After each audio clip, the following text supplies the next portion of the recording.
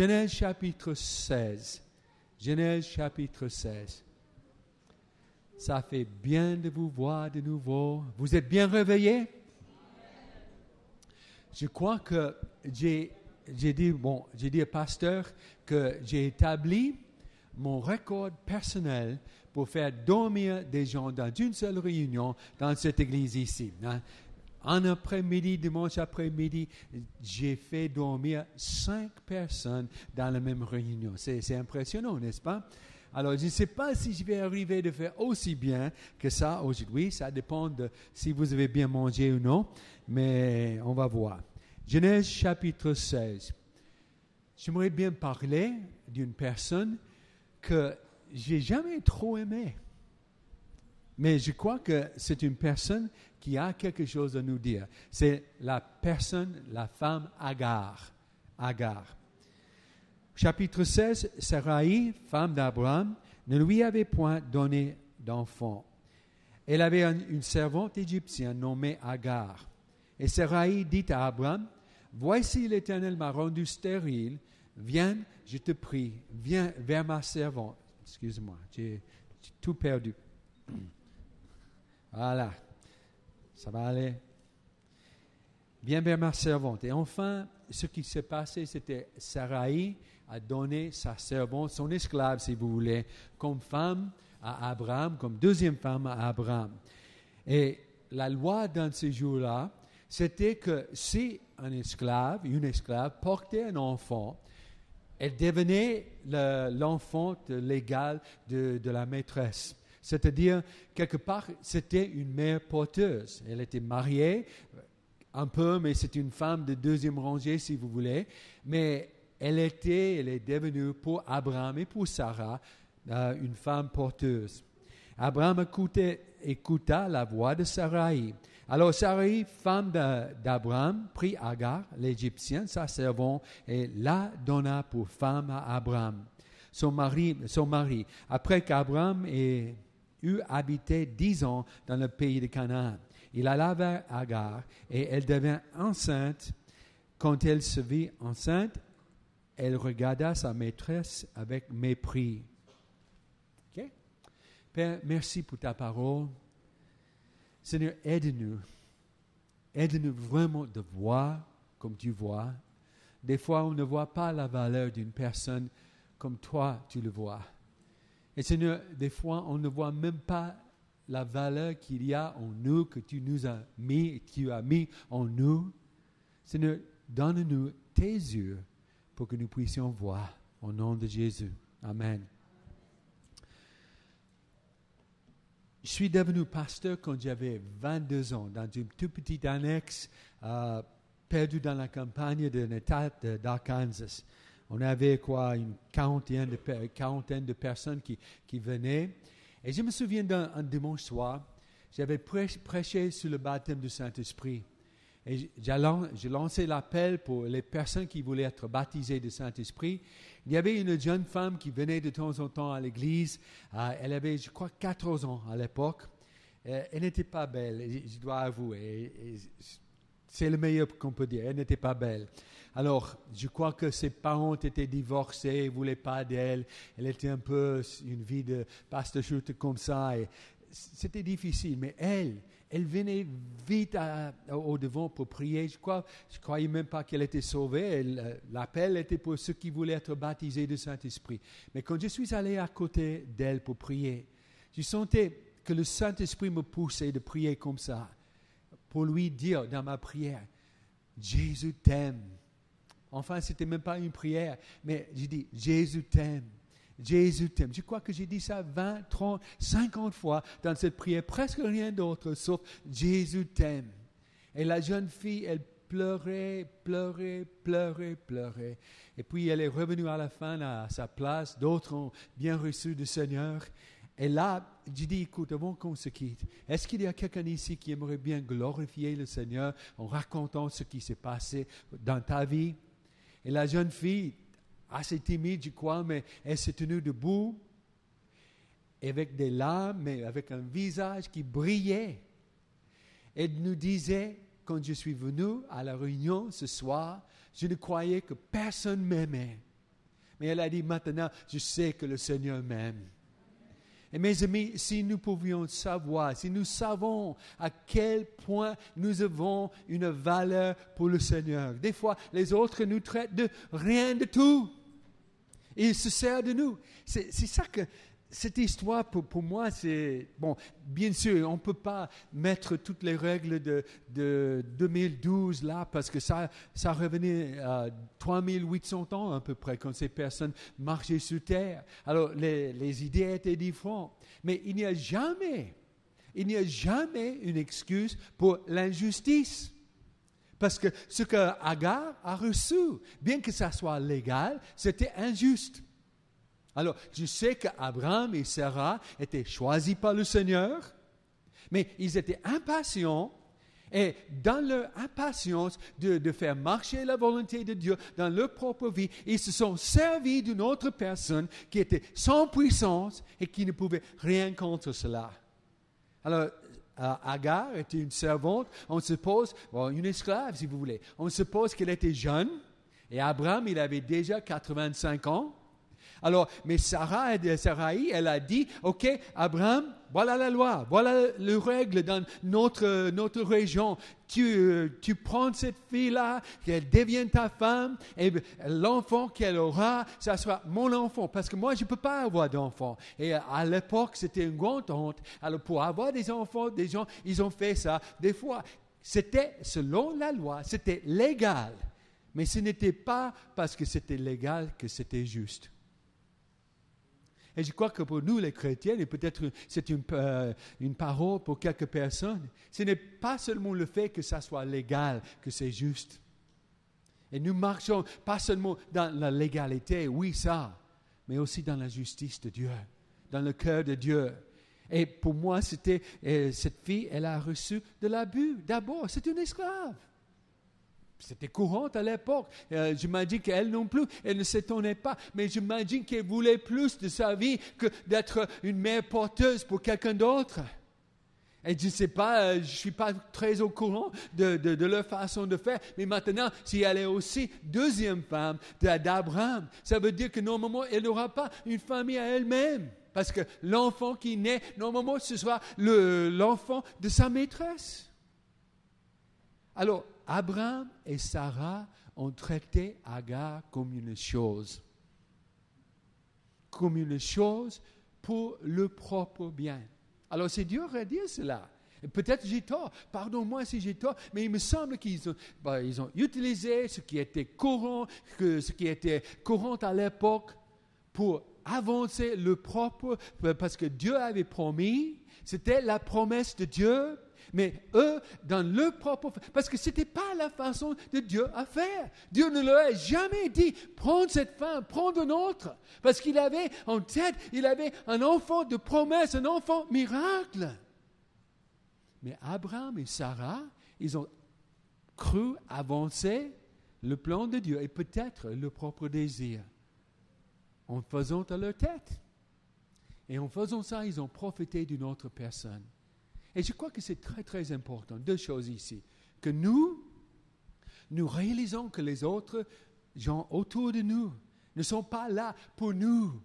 Ce n'est pas pour que nous puissions avoir ce que nous voulons. Il y a beaucoup de divorces aujourd'hui. Et vous savez pourquoi? Parce que le mari dit à sa femme, mais donne-moi ce que je veux.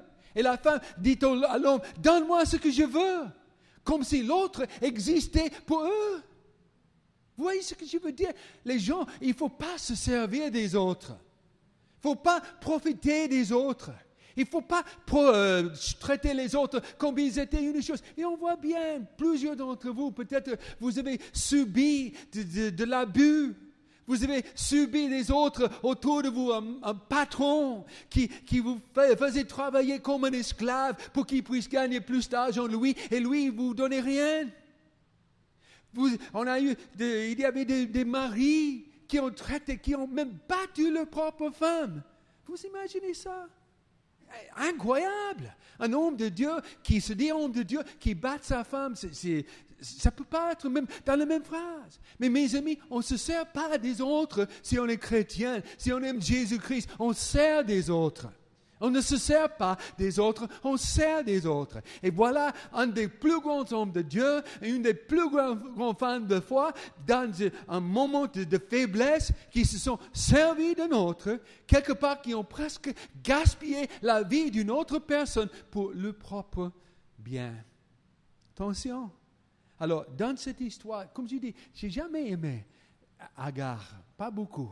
Parce que pour moi, l'histoire, c'est l'héros, c'est Abraham et Sarah. J'aime beaucoup ces deux-là. J'aime beaucoup leur foi. J'aime beaucoup leur façon d'aimer le Seigneur quand les autres ne le faisaient pas. Mais là, dans ce cas, et peut-être j'ai tort, mais je crois qu'ils ont profité d'une autre personne. Alors, qu'est-ce qu'il y a?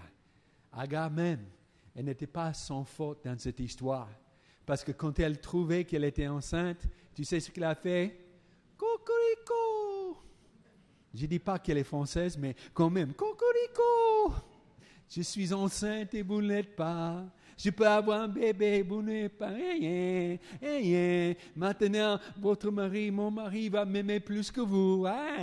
Parce que moi, je peux avoir un bébé et vous non. Parce qu'ils croyaient que si on ne peut pas avoir un bébé à l'époque, ils croyaient qu'ils étaient maudits de Dieu. Et moi, je suis béni. Regarde-toi. Alors, excusez-moi, mais elle cherchait. Et Sarah, c'était pas un tout petit timide non plus. C'était pas un petit moineau qui gardait la bouche fermée. Hein. Elle était fâchée, mais elle blâmait Abraham. Vous les femmes, bouchez les oreilles, s'il vous plaît. Je dois parler aux frères. Mais est-ce que ça vous est arrivé, les frères? Votre femme a dit fais ça et vous l'avez fait. Mais tu vois, ça ne va pas, je t'avais dit. Tu m'avais dit de le faire. Mais, de toute façon, c'est ce qui est arrivé. Sarah a dit, Abraham, fais ça. Alors, il a fait, et elle a dit, voilà ce qui m'arrive quand tu fais comme ça. Et Abraham, quoi? Mais fais ce que tu veux. Alors, elle a maltraité sa servante, et c'est la Bible qui l'a dit, elle l'a maltraité. Il n'y a jamais une excuse dans le royaume de Dieu de maltraiter un autre. Mais Sarai, elle était tellement jalouse et tellement fâchée avec la fille. Elle l'a maltraitée et la fille encore. Un coup de folie, si vous voulez. Elle est partie et s'est enfuie en sachant que sa maîtresse sera contente. Mais le problème, elle s'est enfuie dans le désert. C'est pas trop intelligent, ça. J'ai jamais trop vu le désert, mais ce que j'ai vu, je ne voulais pas être toute seule, sans ressources, sans les autres pour nous aider. Mais ce que j'aime beaucoup dans cette histoire, c'est que Agar, vous connaissez peut-être l'histoire, elle est allée jusqu'à un point, et puis c'est le Seigneur qui est venu la chercher. Agar, c'est bon, on va voir le verset 13, ou bien un peu avant ça. Le Seigneur lui a dit, Agar, qu'est-ce que tu fais? Et où vas-tu? Elle répondit, je fuis loin de Sarai, ma maîtresse. L'ange de l'Éternel lui dit, retourne vers ta maîtresse et humilie-toi sous sa main. L'ange de l'Éternel lui dit, je multiplierai ta postérité et elle sera si nombreuse qu'on ne pourra la compter.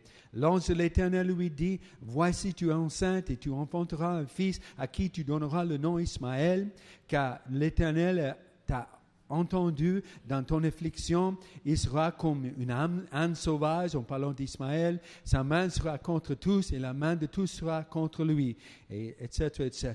Et elle appela Ataël Royi, le nom de l'Éternel qui lui avait parlé, car elle dit, ai-je rien vu ici après qu'il m'a vu?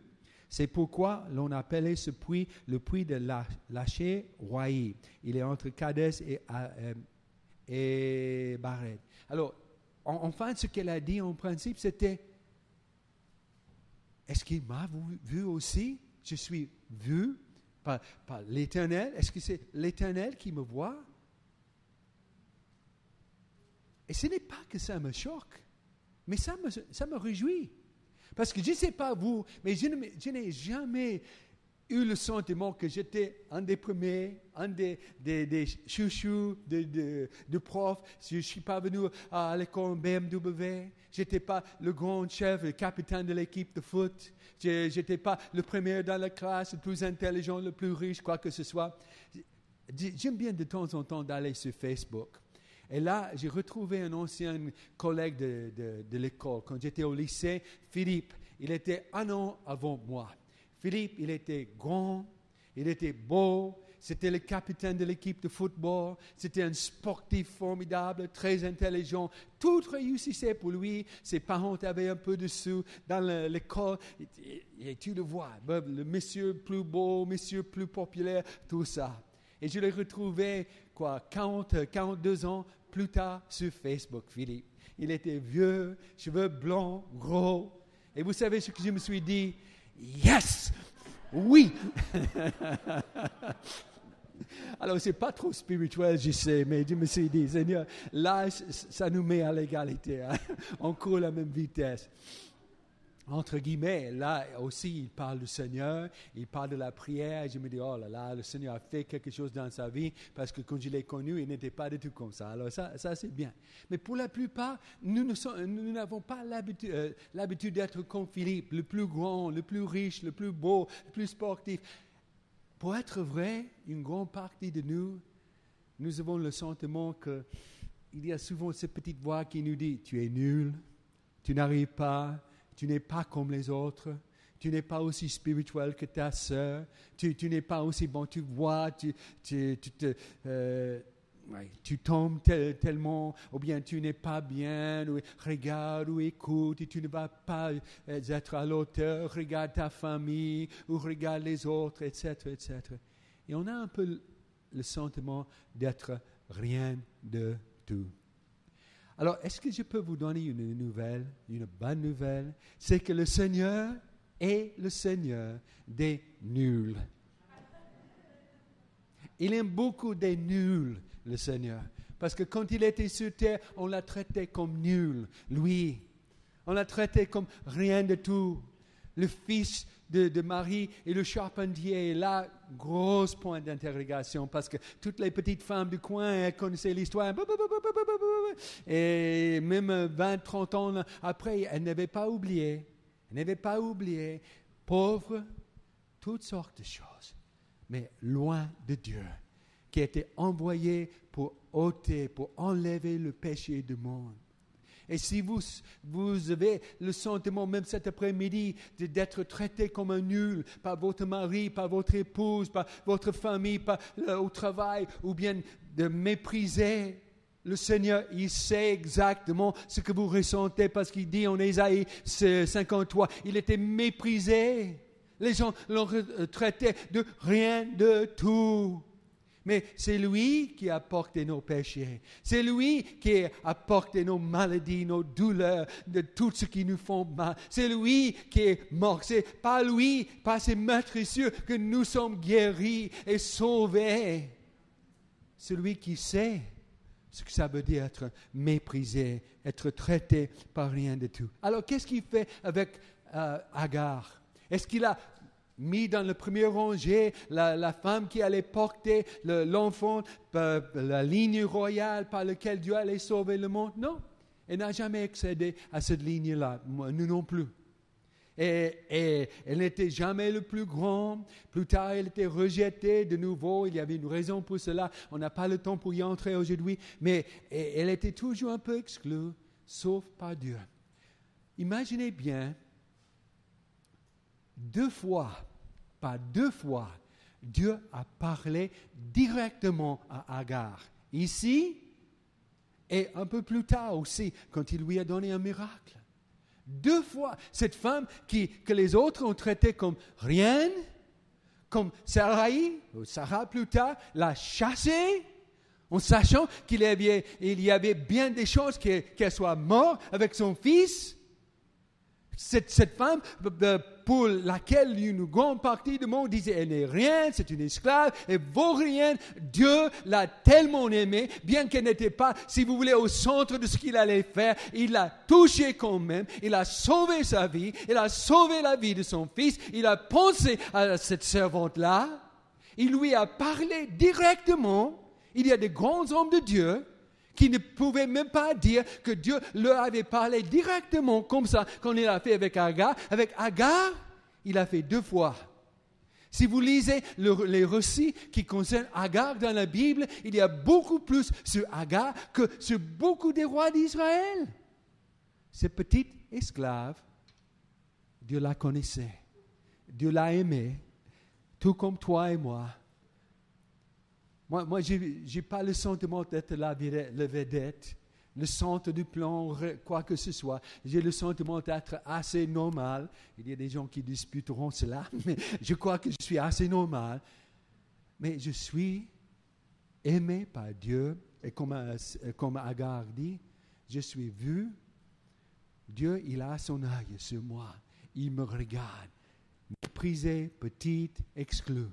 Il a son regard sur moi. Il a son regard sur toi.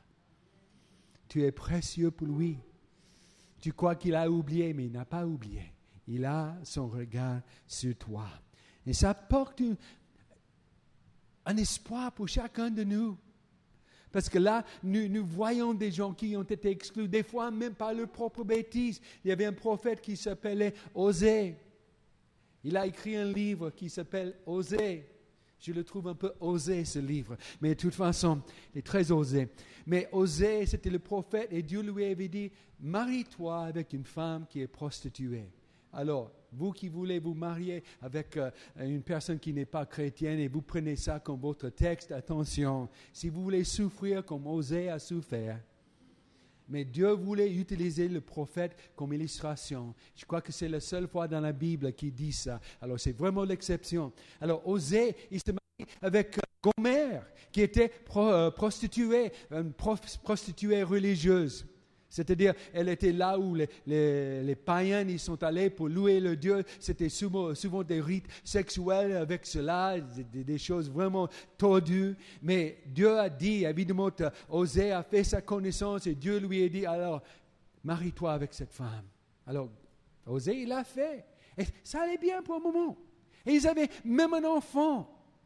Mais puis, quand le deuxième enfant est venu, Osée, il lui a donné un nom qui fait penser, je ne suis pas sûr que c'est le mien. Et quand le troisième enfant est venu, Osée lui a donné un nom qui laisse penser, il était sûr que ce n'était pas même son enfant.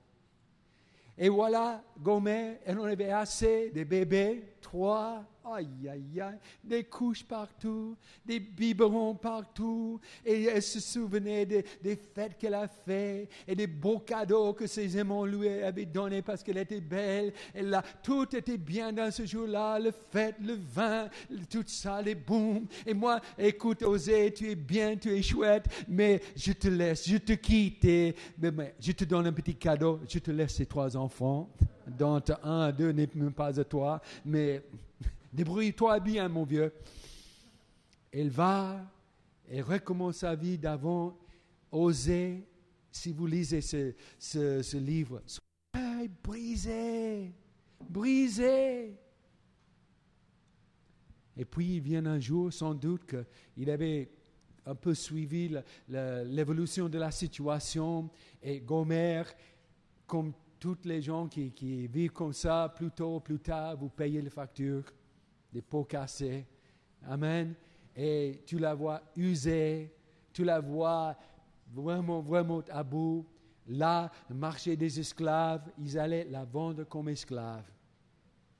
Et le Saint-Esprit parle de nouveau à Osée. Osée, va là-bas, tu la rachètes, tu la reprends comme femme.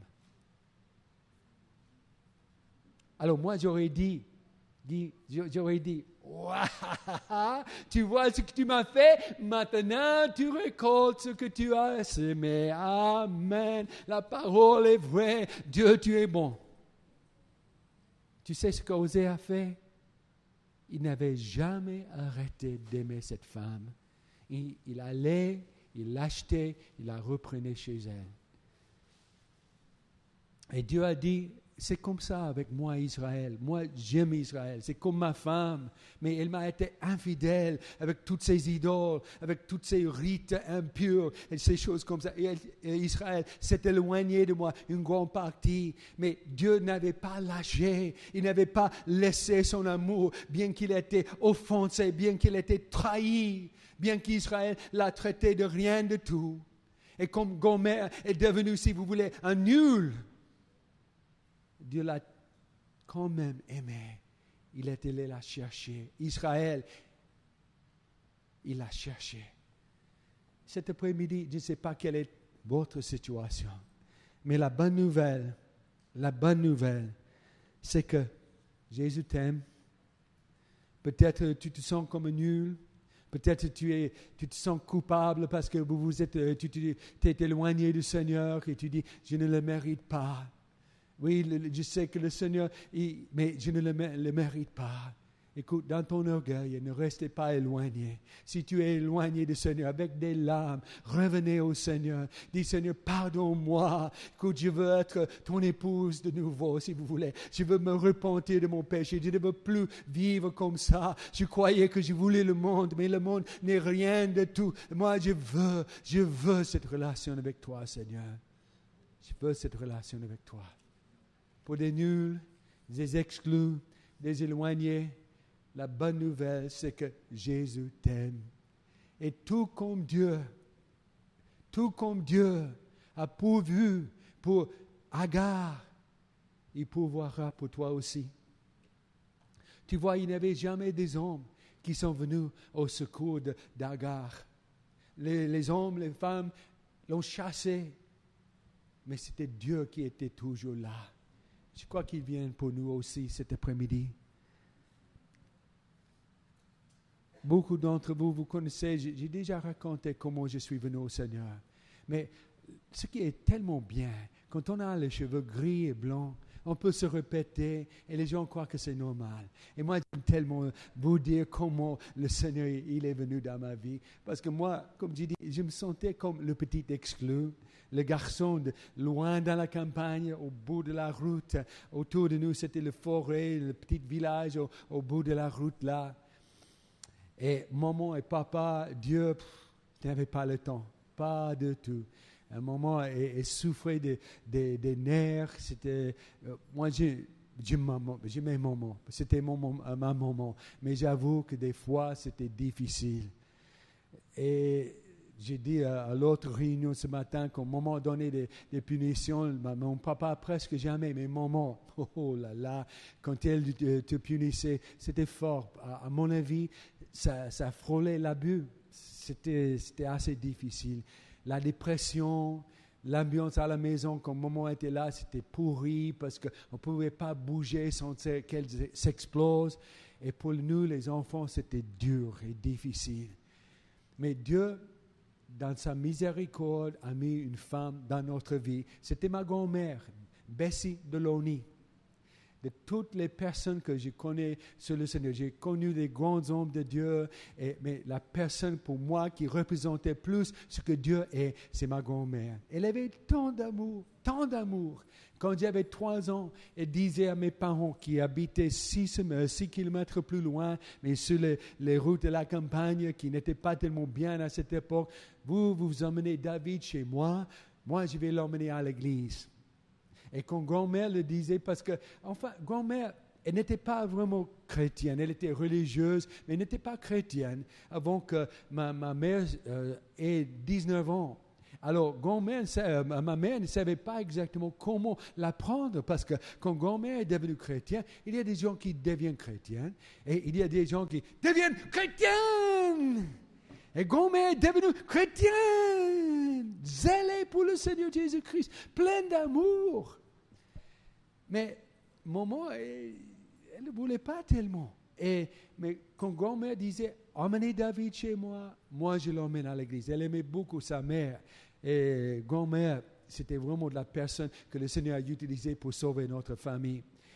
Pendant des années, tous les dimanches, tous les dimanches, on était là. Et mon petit frère, ma petite sœur, et après moi, c'était eux. Et tu sais, moi, j'étais un petit ange, mais mon petit frère, ma petite sœur, oh là là, une fois, le pasteur, mon frère, il s'est assis là, au beau milieu de la réunion, au premier rangée, et il s'est endormi. Il devait avoir 8 ou 9 ans. Alors, il commençait de ronfler durant la prédication du pasteur. Alors, pour vous, c'est rien. Mais moi, j'ai dormi avec mon petit frère pendant des années. Il ronflait comme un champion. Comme un champion. Oh là là. Et dans la réunion, il était en train de sucer le tapisserie des murs presque. Il ronflait tellement bien. Et tout le monde était en train de rigoler. Et le pasteur, il était gêné parce que tu voyais que les gens regardaient mon frère au lieu de regarder le pasteur. Alors, je crois que mon grand-père a été élu par un coup de grand-mère. Je ne suis pas sûr, mais de toute façon, grand-père a dû se lever. Il était timide devant toute l'assemblée. Aller devant, s'asseoir à côté de mon frère. Et je vous assure que mon petit frère, il n'a pas dormi le restant de cette réunion parce que grand-père, c'était un homme très sérieux. Alors, ce n'était pas facile pour grand-mère et grand-père. Pas du tout. Mais pendant des années, ils étaient fidèles. Combien de fois grand-mère, à la maison, m'a raconté des histoires de David et Goliath, et Daniel et le fossé des lions. Combien elle m'a parlé du Seigneur. Combien son amour m'a parlé de Dieu. Combien de fois le dimanche après-midi, quand le match de football, parce qu'à l'époque, il y avait un match de football chaque dimanche après-midi, grand-père regardait le match et puis il sortait pour se dégourdir les jambes ou faire un petit tour. Et grand-mère profitait pour aller dans la chambre coucher. Et moi, je l'entendais là derrière, sa voix levée vers le ciel, en train de pleurer devant le Seigneur pour sa famille, en train de préparer son cœur pour la réunion de l'après-midi. Moi, ça fait, il y a 50 ans ou plus de cela. Mais si je me calme un peu, j'écoute, j'entends toujours la voix de grand-mère Delaunay dans cette chambre à coucher en train de prier. Ces prières ont imprimé mon âme. Ces prières m'ont donné le goût de l'Éternel. Parce que je voulais connaître le même Dieu, le même Seigneur, le même Jésus que ma grand-mère connaissait. Je voulais avoir ce même amour dans ma vie. Quand j'avais 7 ans, un jour, je me suis approché devant et j'ai prié. Mais sérieusement, j'ai prié. J'ai dit, Seigneur, pardonne-moi mon péché. Sauve-moi. Et tu sais quoi? Ce petit nul que je me croyais, ce petit un peu exclu parce que la famille, tu sais, quand ta mère est comme ça, tu ne crois pas que les autres ont des problèmes de famille comme ça, alors il doit te regarder comme différent. Regarde celui-là qui a la belle voiture, ou les beaux vêtements, ou ceci ou cela. Mais ce jour-là, le même Dieu qui est allé chercher Agar est venu à ma rencontre aussi. Il m'a pardonné, il m'a sauvé, il m'a donné une nouvelle vie. J'ai eu des hauts, j'ai eu des bas depuis ce moment-là, mais ça fait, il y a, 55 ans de cela maintenant. Le Seigneur m'a sauvé ce jour. Et je n'ai jamais regretté le fait d'avoir donné mon cœur au Seigneur Jésus-Christ. Seigneur, merci que tu aimes des perdants aussi bien que les gagnants, que tu aimes les exclus aussi bien que les inclus. Seigneur, tu n'aimes pas l'injustice. Seigneur, ceux qui reçoivent l'injustice, tu es là pour régler la situation. Seigneur, cet après-midi, tu nous vois. Tu sais où nous sommes. Seigneur, qui d'entre nous peut se vanter de combien nous sommes parfaits ou grands ou privilégiés devant toi? Tout ça, c'est rien. Nous venons tous à toi, Seigneur, comme nous sommes, mais sachant que tu nous as sauvés. Tu nous as donné une nouvelle vie, le pardon de péché, et que nous sommes devenus enfants de Dieu, pas parce que nous étions merveilleux, mais parce que toi, tu es merveilleux. Et à la croix de Calvaire, tu as tout réglé pour nous.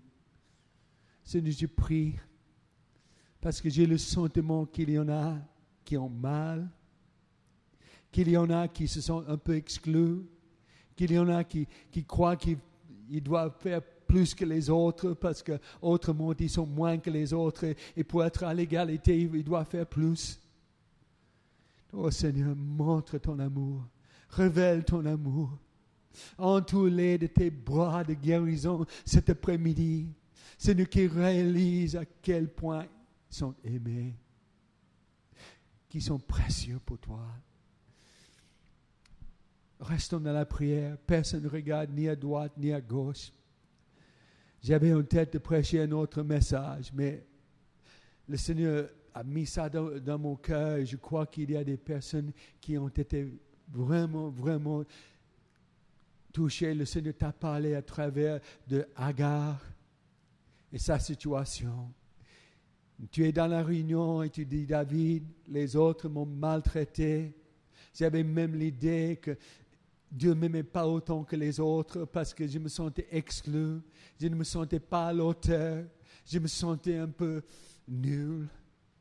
Mais cet après-midi, je veux vraiment expérimenter l'amour du Seigneur parce que je sais qu'il me voit et il est venu à ma rencontre aussi. Prie pour moi. Si ça, c'est toi, et tu te sens comme ça, levez la main et puis retirez-la. J'aimerais bien prier pour vous. Ce groupe-là, je ne vais pas vous demander d'avancer, mais je veux vraiment que vous preniez, que vous osez lever la main parce que c'est un premier pas de la foi. Et je crois que c'est aussi un premier pas de guérison dans ta vie. Dieu veut te guérir. Dieu veut agir dans ta vie. Mais il faut faire un pas vers lui. Levez la main, dit David, moi je me sens exclu. J'ai besoin de la guérison du Seigneur. Je reçois une injustice peut-être, mais j'ai besoin de la guérison du Seigneur. Levez la main, on prierait pour vous. Amen, amen, amen, amen, amen, amen, amen. Alléluia, alléluia. Est-ce qu'il y a des autres? Je me sens exclu, je me sens blessé, je me sens rejeté. J'ai besoin de la guérison du Seigneur. On va tous tenir debout ensemble, s'il vous plaît. Si ça ne vous embête pas trop, tenez la main de votre voisin, prions les uns pour les autres. Seigneur Jésus, toi qui as trouvé Agar, là où tu aurais pu dire, va-t'en, tu n'es pas l'enfant choisi, c'est pas l'enfant choisi.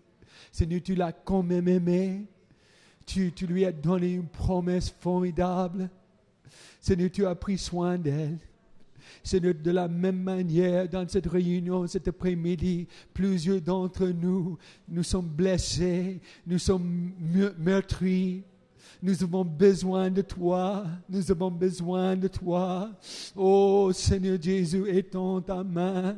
Étends ta main. Étends ta main. Que ta guérison guéris ce cœur brisé, guéris ce cœur brisé, guéris cette pensée brisée. Alléluia, que tu viens par ton esprit, que tu viens par ton esprit, que tu viens par ton esprit. Jésus guérit, Jésus guérit, Jésus guérit. Montre à quel point tu les aimes. Montre à quel point ils sont acceptés devant toi. Les hommes les ont rejetés. C'est parce qu'ils n'ont pas vu la valeur que toi, tu as mis là-dedans. Seigneur, tu as donné ta vie pour ces personnes. Guéris, guéris, guéris, guéris, guéris. Lokonda le de kinda le de soya de asate. Alléluia. Shaleledia sonde elidia si. Kolidia sodia sa. Il est là. Il t'entoure de ses bras. Il te serre contre lui. Il te dit, c'est pas moi qui t'ai rejeté. Moi, je t'aime avant que tu sois né, avant que tu sois conçu dans le ventre de ta mère. Je t'ai déjà connu, je t'ai déjà aimé. Je t'ai mis sur terre pour une raison précise. Tu n'es pas un accident. Alléluia, Jésus. Alléluia. Seigneur, tu guéris maintenant. Seigneur, tu guéris maintenant.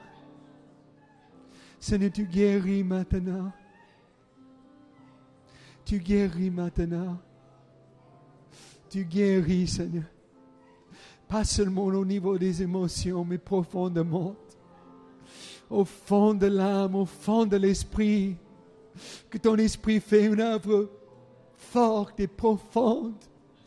Même en commençant cet après-midi. Guéris. Guéris. Guéris. Guéris. Alléluia. Si vous désirez la prière pour n'importe quel motif, si vous êtes malade, si vous passez un moment difficile, si vous avez besoin d'une guérison, approchez-vous, on va prier pour vous maintenant.